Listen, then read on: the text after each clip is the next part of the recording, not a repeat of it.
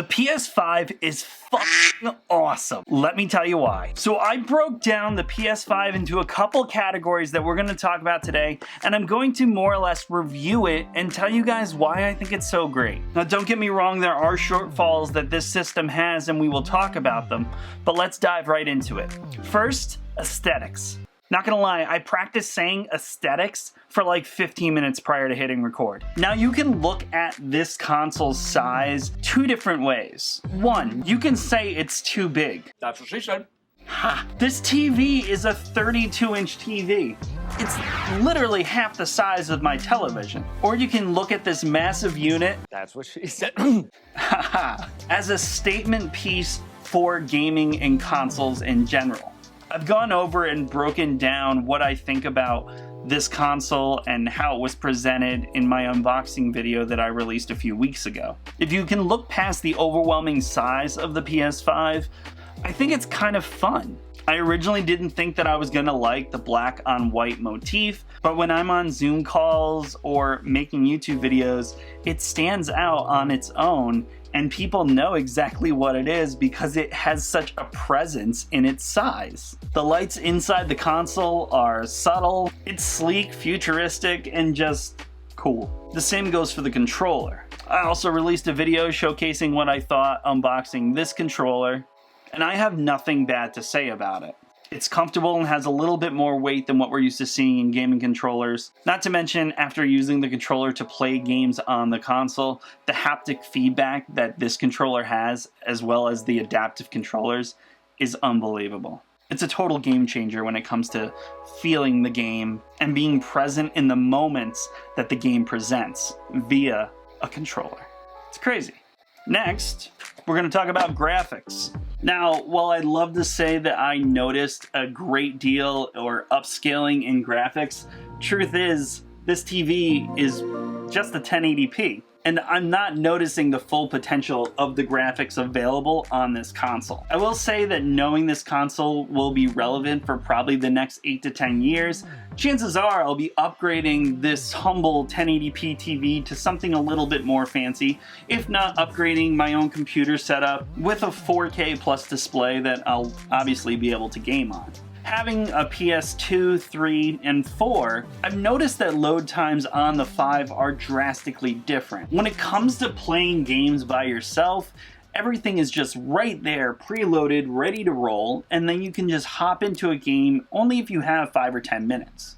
Talking about the graphics as well as the hardware kind of go hand in hand, so let's just talk about it.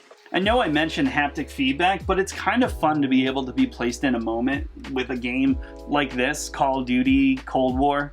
With this game in particular, I think that there was a lot of missed opportunities, say running through puddles, going through brush. Obviously, every time you shoot your gun, there's haptic feedback inside the controller, as well as when you punch the crap out of zombies. I'm not well specialized in the hardware inside the machine, but I will say, for a casual gamer, I love this thing. I love this thing. Let's talk software. So when it comes to software inside the PS5, I think it's most important to talk about the user interface. I will say it took a little bit of getting used to navigating because things are kind of in different spots and you have to navigate directly to those things. Where we're used to seeing a settings or a friends list, they seem to be in different areas depending on what you're inside or using at the time that you want to access that specific interface. So you can see we have our PlayStation Store all the way on the left, and we have our game library all the way on the right. It's nice to know that all of our games from our PS4 genre have more or less ported over so you can play them on PS5. Literally, one of the reasons that I was so excited about buying this, as you can see, I have quite the collection of games. From being a day one PS4 owner with PlayStation Plus, I've collected a lot of games. Every game you own and play has its own little drop down showing trophy progression or user progression. Also has official news, trending broadcasts. It's kind of cool. Another part of the UI is while you're in your game, you can hit your PS button and be brought to a menu where you're able to access your group chat, as well as that information shown to you on the drop down, including trophy progression or game progression. The PlayStation Store has gotten a lot better too. PlayStation's made it effortless to look for new games and purchase them. We have our What's Hot selection coming soon, as well as our featured and discover modes. We can break down our games by PS4 or PS5, with release dates new to old, or we can just do it by price, genre. We can obviously break down our platforms to PS5 or PS4 only, VR compatible, and age ratings. I think the important part is knowing how quickly you can navigate every one of these settings with this UI. Let's talk games. Like I said, I am a casual gamer, and the one thing that I bought, obviously, was Call of Duty Black Ops Cold War. It's a great game, and I love zombies. It's literally one of the reasons I was most excited about the PS5 being backwards compatible. Easily one of my favorite zombie games ever. Not to mention, I have nearly all the zombie DLCs for these previous Call of Duty games. So, knowing I wasn't already throwing away money with my previous console's purchases, this was a win for me. Being able to be backwards compatible, I don't know if you can see this, but these are my PS4 games, and I still play some of them. Backwards compatibility with games is super important to me. So the PS5 was a no-brainer to be able to purchase and continue to get another 8 to 10 years out of console gaming. I will say that the launch game of Astro's Playroom is unbelievably fun and showcases the hardware of the controller perfectly. This is a super silly game in general, and the fun thing about it is whatever you're seeing on screen, you get to feel, like I said, in the controller. So it's definitely worth playing, at least to fully understand the capabilities of the machine and the controller itself. If you take anything from it, know that the developers that you look forward to them releasing games have all of these tools that are showcased in Astro's Playroom to play with. That's probably the most important takeaway from playing this game.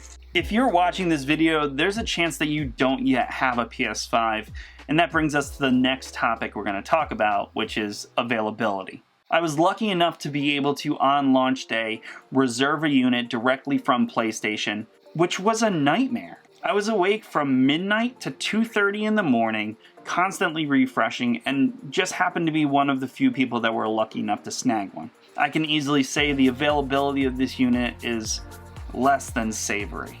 So if you're a person looking for a PS5, I feel you, and I hope you get one sooner than later. It's an incredible purchase, and I can easily say it's my favorite console that has ever been released.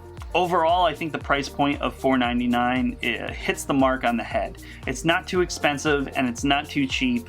I will say I'm not super thrilled about paying nearly $75 for one of these guys, but hopefully the developers earn that and are able to constantly update, upgrade their own games and keep us playing. That's all what we're here for, right?